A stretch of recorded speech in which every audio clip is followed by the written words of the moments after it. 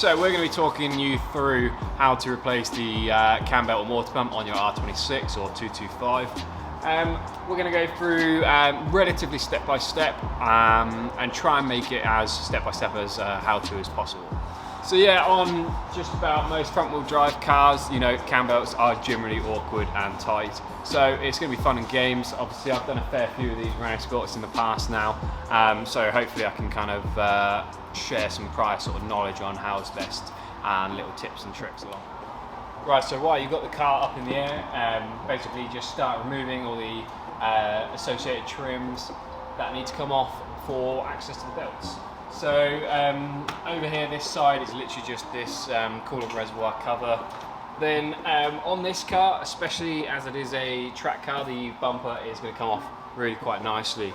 So we'll remove that and access to the slam panel and remove that as well. It just gives us a hell of a lot more space. When dealing with the belt, battery tray and battery, that can come off too, and that will basically promote a little bit more access again for inserting the tool in the back there. Okay, right now, so that is the battery tray, battery removed. Now we've got a little bit more access to the end seals on the back of the head there. You can sort of start removing sort of loom brackets just like that, just make the getting the tool in much easier. And also, yeah, you will need to remove that bracket there because the tool bolts to it.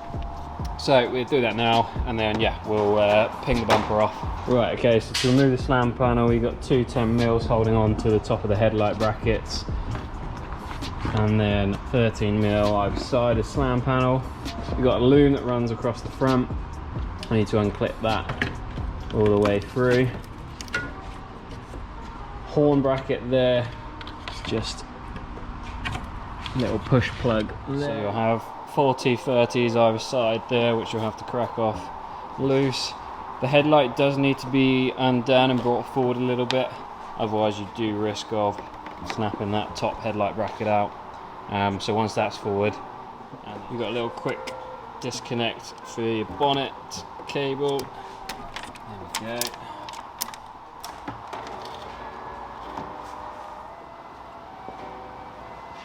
Right, so we're going to remove this boost pipe as well, just because it is very much 2 Jubilee clips, 1 10mm bolt, and it's holding it on, and that'll come off nice and easy.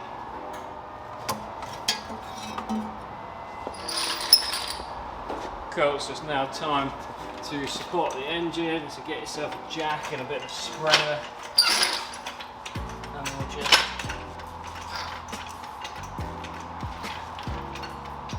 take the weight. So that engine now becomes redundant.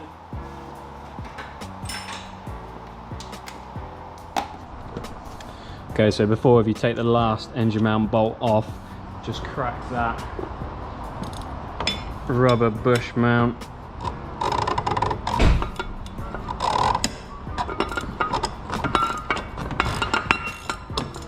Off. And then you can get in easy.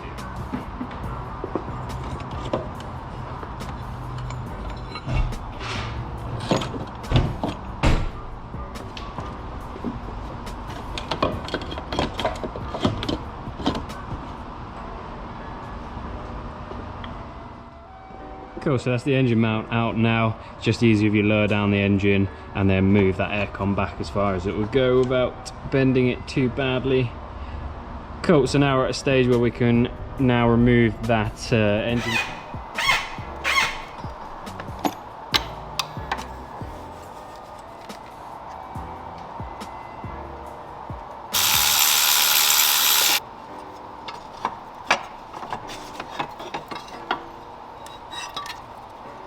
Luck, viewers. We're in luck.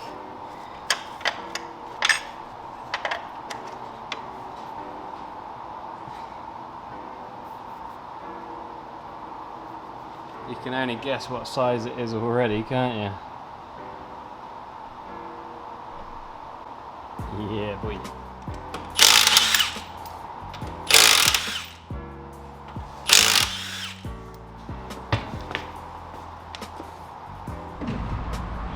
Cool, so let's Just going to get this out of the way. On the Clios and stuff, you can generally get away with prying them off, but in this circumstance, it's pretty much hanging off anyway, so we might as well just bin it out of the way and make our life easier.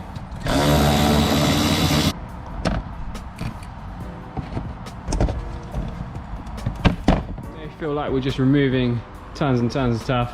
It's nearly over. We're not far away from getting that belt off and dropping the coolant.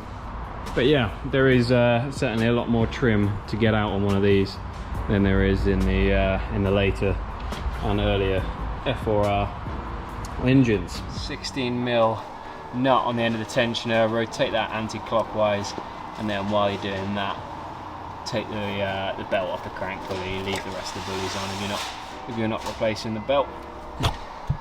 So this is definitely by far the most difficult bolt to get at on the car.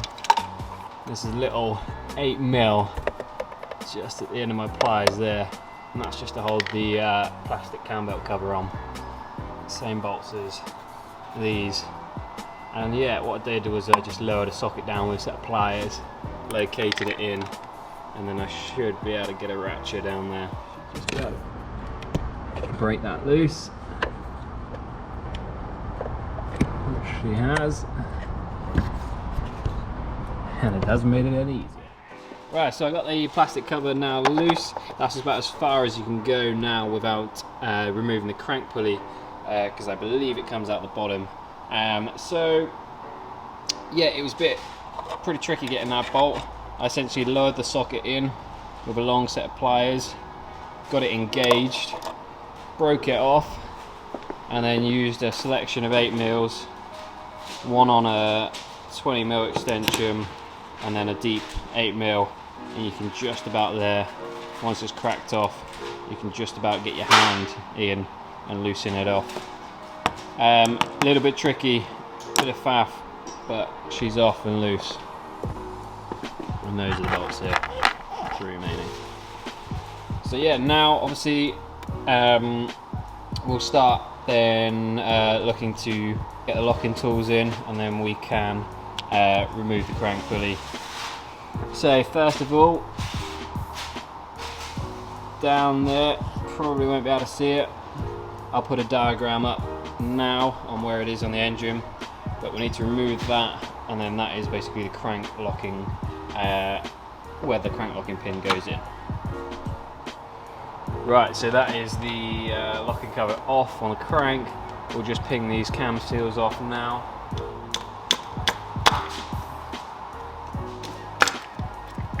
And there's two, somewhere down there. Okay, right, so you want to get the cams to just before top dead center. Get a ratchet on the crank pulley there. Get the crank locking tool lined up, ready to go. And essentially, if you've got long arms, you can wind the crank over while pushing in the tool.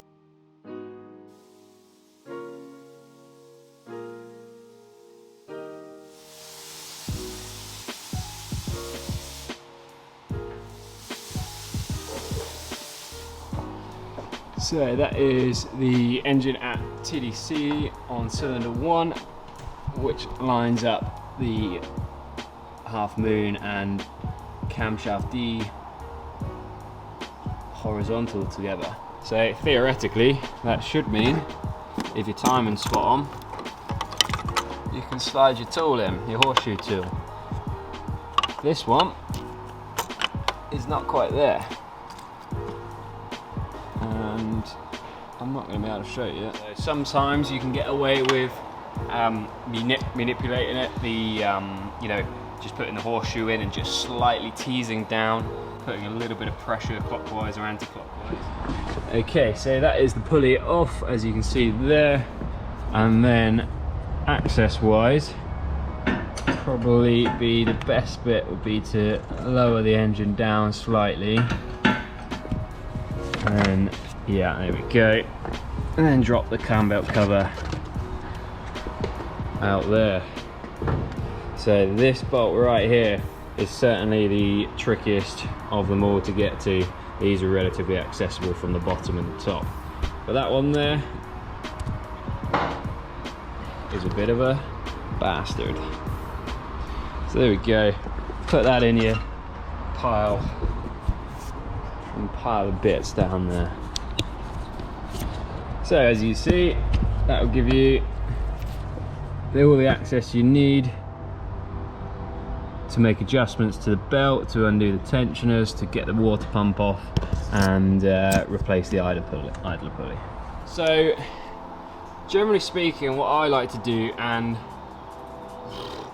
it's, you know, drain and coolant on any F4R is just a pain in the ass, and it's definitely worth for a modification is to fit a drain point in the lower rad or lower rad pipe, because they're just a pain in the ass.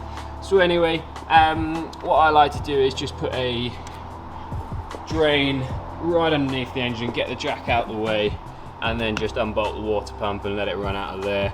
Because then again,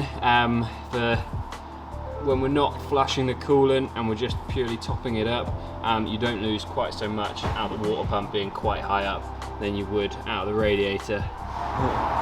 Right, so we're all happy with the locking tools are all in place, they're all set, we're all happy with that.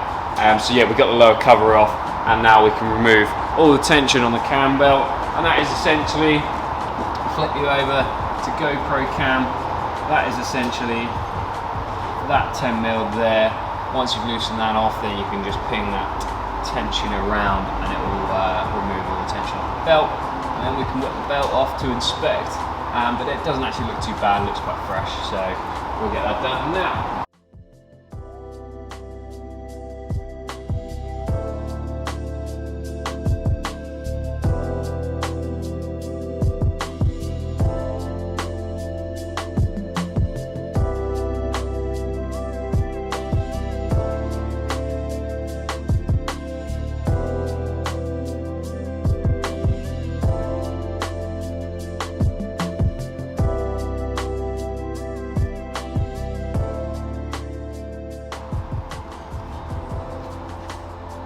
Belt removed.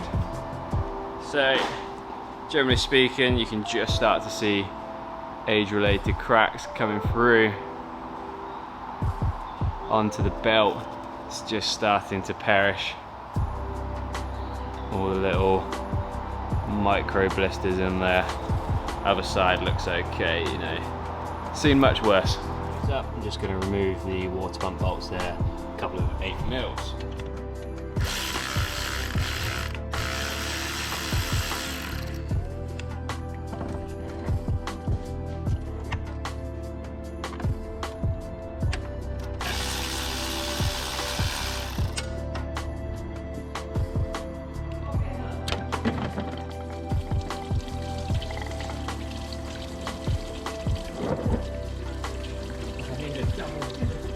Okay, that is the water pump now removed.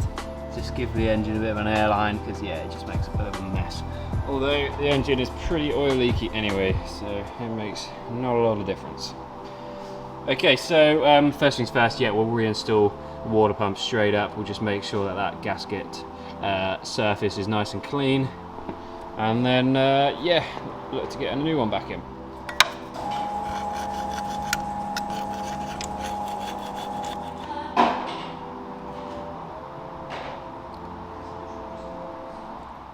Okay, there's the water pump and gasket ready to install. Nothing too technical there.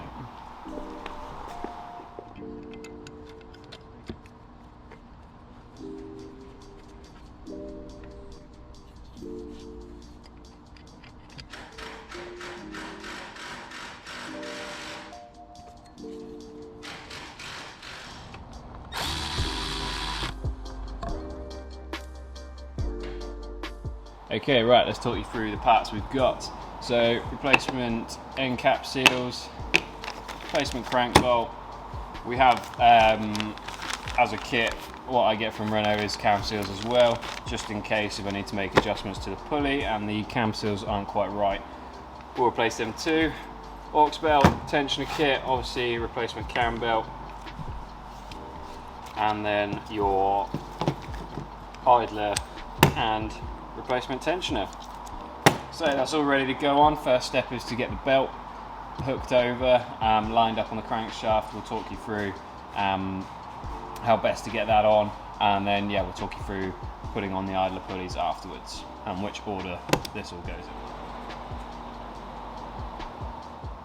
Okay, so get the cam belt routed around the water pump, in the crank pulley, in the groove there, and then you can go up through the wheel arch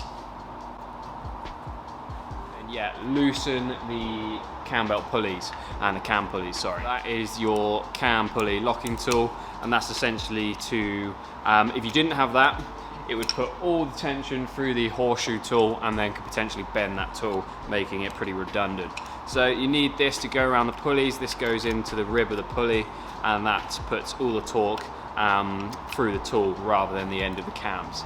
So it's worth doing that now, loosening up all the pulleys so that when you put your cam belt round all the belt and all the idler pulleys and the tensioners and your crank pulley, it equalizes the tension throughout. And that's quite important, especially getting this belt and the engine timed up like bang on 100%. You've got to make sure that tension equalizes through the belt, otherwise you'll time it up, lock everything off, tension everything and turn it over once and you'll be, I don't know, a couple of degrees out. So we're going to go through the pretty much by the book way that I've been always doing it, and that gets the timing spot on every time. Okay, so you need to remove the spacer washers off.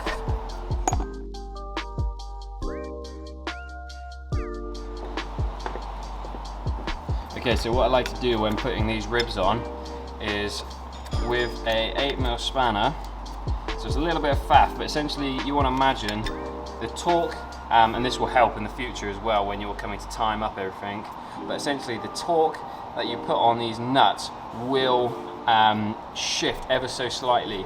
So you want to be opposing with these ribs, because there's a little bit of slack and a bit of play in essentially the gear. You want to be opposing the direction of torque with this rib. So let's say you're loosening that nut clockwise, which will inherently shift that pulley ever so slightly clockwise. We want to make sure that we keep that rib nice and tight up against the pulley so that there's no float and you've always got it so it's opposing the gear. So snug that one down, and then same again with this bottom side. So again, if you're going clockwise and the pulley's going to slightly shift that way, you want to also go clockwise with this rib so it's nice and tight. Bit of a faff to do everything all at once, but it will help reliability later on.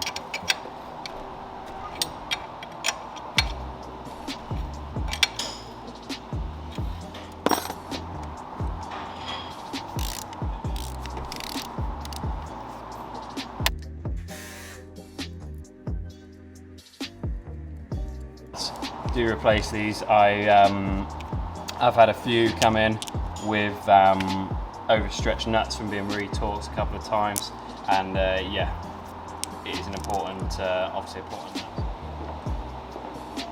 Okay, so we don't need to remove the pulley at all, so we can just put the nuts back on.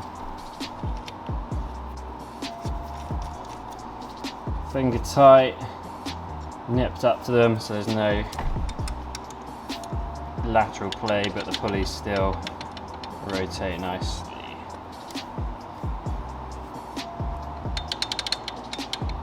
So that sort of free play and float is what we want to try and minimize as much as possible with the locking gears and there. So you always basically want to keep an eye on the direction you are torquing. So if you're loosening, obviously it's going to rotate anti-clockwise, so you want the gear to bite up and always be engaged so there's no float. just like that. So when we come to tightening on them, we'll loosen these back up.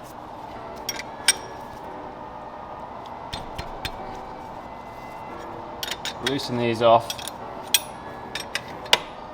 just like so, and then we'll reset them so they're always engaged. But so that is now the cam pulley is nice and floating. So then when we come to choosing the correct tooth on the crankshaft, because obviously the crankshaft's keyed, so you don't have any of that float to equalize the tension. But what we want to make sure is that the right hand side of the belt is nice and tight, so that all the free play and slack gets transmitted into the tensioner side, so that basically there's no free play in the belt and there's no float in the belt, because all of it's going to be, or slack in the belt, sorry, there's no slack in the belt, and all that slack is going to be taken up by putting on the idler pulley. So that's what it allows it to do. That motion there allows it to rotate and float, and it just makes fitting everything that much easier. Okay, so next job is to locate the tensioner. Okay, so really important is keeping an eye out and clocking this tang in the right position before it goes on. You will know how far it will sit in, because yeah, you just don't have any thread left on the stud if it's not fully in. But yeah, clock that to about 6 o'clock position, pretty much vertically down from the stud, and then with a little bit of, I'm going to try and get around the tripod, a little bit of fanning around. Right, okay, that is the tensioner now fully on. When you've got that notch engaged, you'll see the thread remaining is about 10 mil. When that notch isn't engaged, you're looking at like half that. So that's all good. And now we'll just get the bottom idler put in. Ting. This one.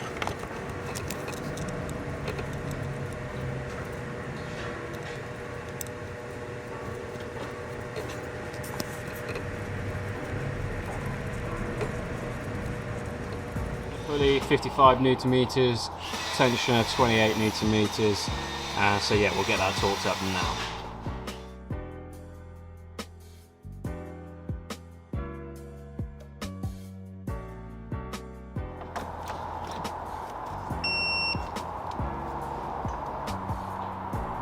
Okay, then when it comes to tightening up the tensioner, we've got a 6mm Allen key here, and that's used to rotate the tensioner clockwise, which lines up that arrow there with that indent there, and that's your where you want to be.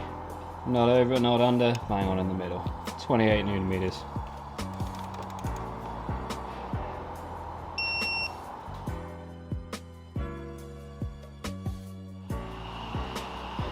Okay, now we're pretty much at a stage where we can start now fine-tuning the cam position with the horseshoe to eliminate as much bind as possible. So everything's now torqued up, belt is tight, the idler pulleys and the tensioner are all torqued. The only thing that is loose now are the cam pulleys. So we're going to get into a position now where we're going to work out what cam is binding up. Normally, you can generally get away with, in that position, torquing it up, just nipping up the exhaust pulley, and then working out which pulley is slightly over rotated, which under, and yeah, you can kind of work one at a time. Just make sure if you want to make changes, it's unlocked and locked and tight, etc.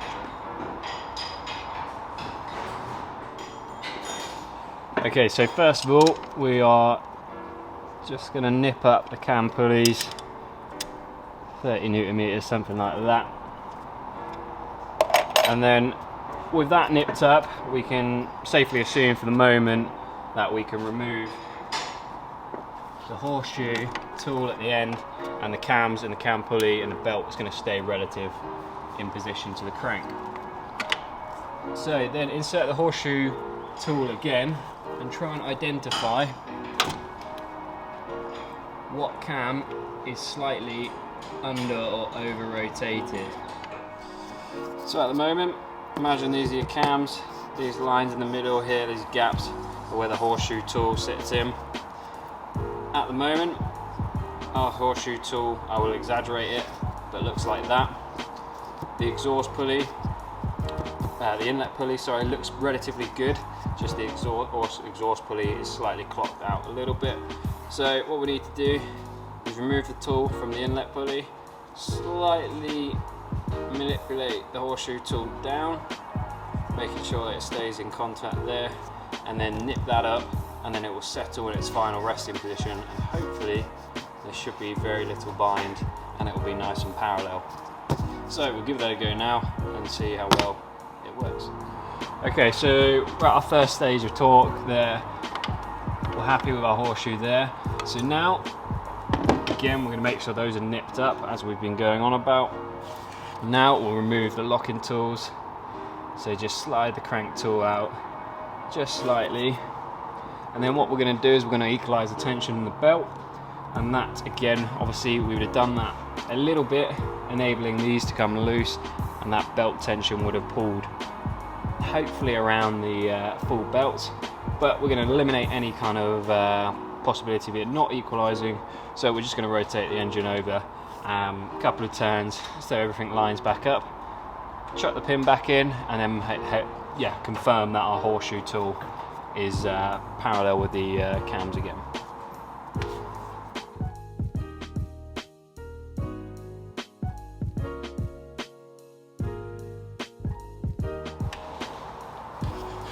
Cool, so that is the crank pin in.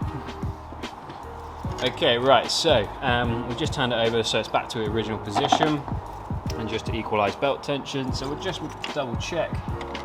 Crank locking tools in, so it's gone in straight away, and then we can confirm there's absolutely no bind. So that's happy. On to the next step. Final torque. Both inlet and exhaust get torqued the same. There's no dephaser on the R26, so they're both 30 Newton meters with a 86 degree tech angle on it. So we are going to get the locking tool back on and then torque it up. Okay, so as we've been going on about throughout this little how-to, is trying to eliminate any kind of rotational torque when you tighten up the cam pulleys that goes into the engine, the system, the cams, etc., and rotates it out of time. So first step, put the horseshoe back in.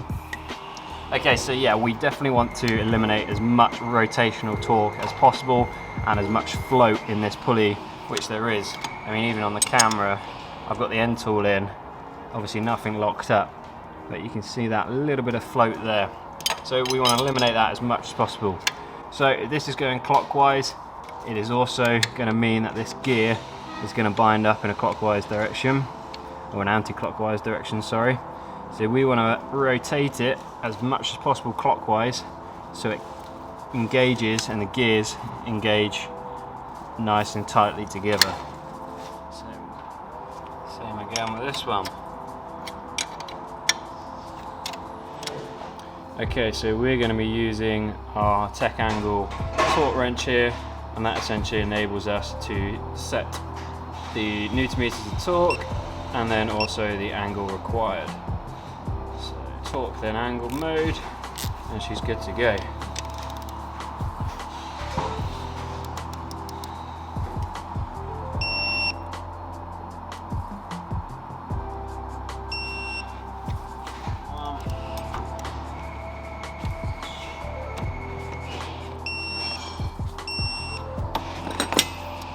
Right, then loosen everything up.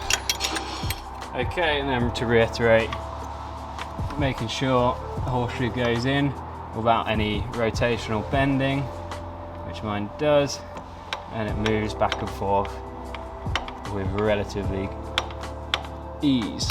Cool, so I'm happy with that. Happy everything's torqued up correctly, and literally just the crank bolt to finish up. But firstly, we need to slide the plastic cam belt cover in first. Cool, so we have also got a new aux belt and tensioner to go on in addition, because the other one is awful. So let's get that off now. all pretty nicely accessible through the wheel arch. Once you've got the engine nice and low, you can see it, and just get an extension on there and buzz it off.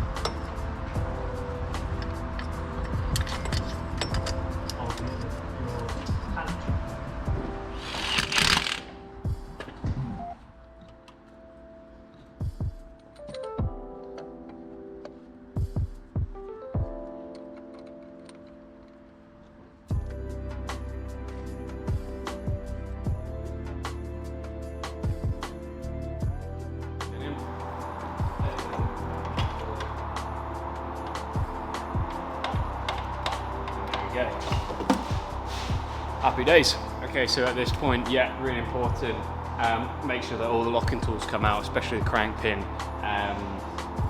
You hear it in the trade all the time, people starting up engines and they're seized and the crank locking tool's still in there, etc.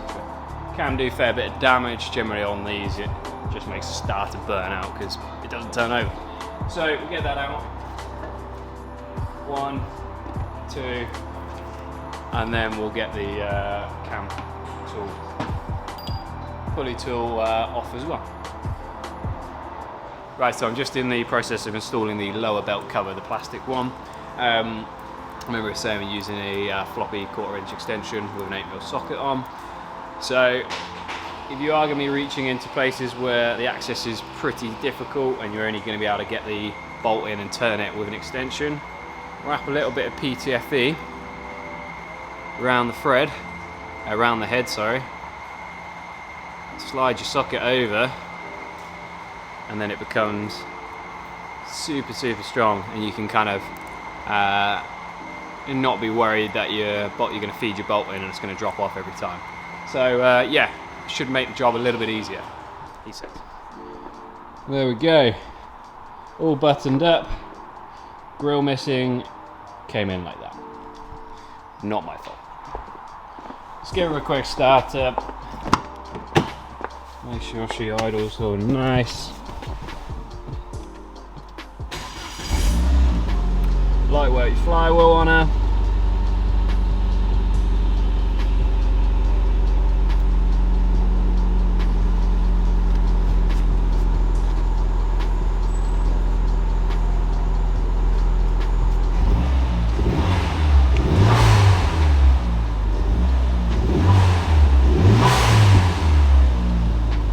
There we go, cool.